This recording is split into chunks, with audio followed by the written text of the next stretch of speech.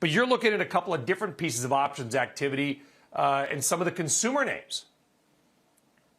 Yeah, in particular, Brian, these consumer discretionary plays have done exceptionally well. In fact, I dare say that we're seeing the most outperformance in that sector. I mean, tech is okay as far as what it's delivered so far. We've had some nice pops here and there, but nothing like you've seen in Bed Bath & Beyond or in Capri, you know, the parent company of Versace, and a whole bunch of other brands.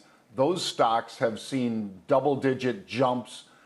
In the case of, obviously, Bed Bath & Beyond, 57% in a single session. Those are the kind of things that'll catch your interest, Brian. And for that reason, I figured I'd throw a couple of these consumer discretionary names that are also setting up nicely right now.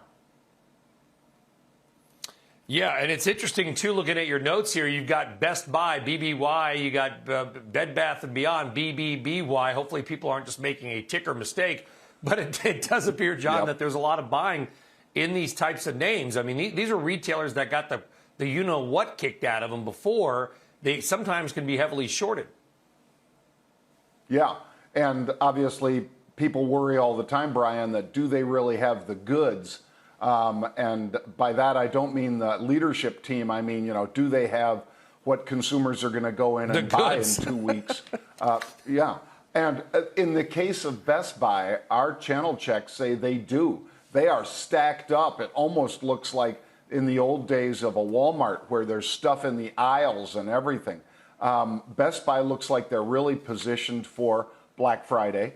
And I've always said that one of the great setup trades every year is you buy these retailers at Labor Day and you sell on Black Friday or just a little thereafter. They're buying the December 130 calls with Best Buy trading at about 127. So obviously that captures Black Friday and then some.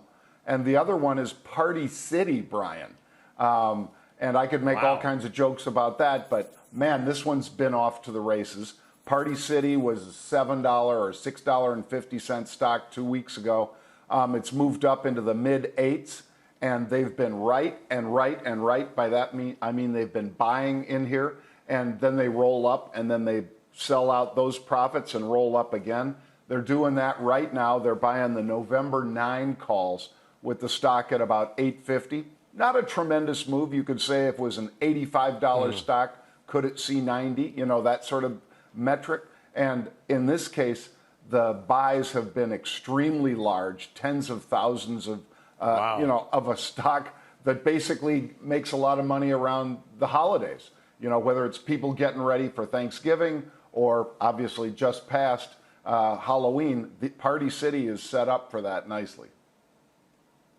And maybe a stock that the apes might like as well, just because one of these sort of formerly beaten up names that talk about off consumer retail, totally separately also. I'd never heard of the company, UiPath. PATH, P-A-T-H is the ticker. Yeah. Robotic automation play as much as I understand it. Yeah, exactly. And they're buying 12,000 of the November 60 calls. That's what this stock trading at about $57 a share. So automation, and this one looks like it's set up nicely. So I'd say a 2-week hold on this one, Brian. And the call buying was, like I say, 12,000. It's 1.2 million share equivalent. That's a big purchase at about the same level that you were just talking about Intel as far as the dollar commitment.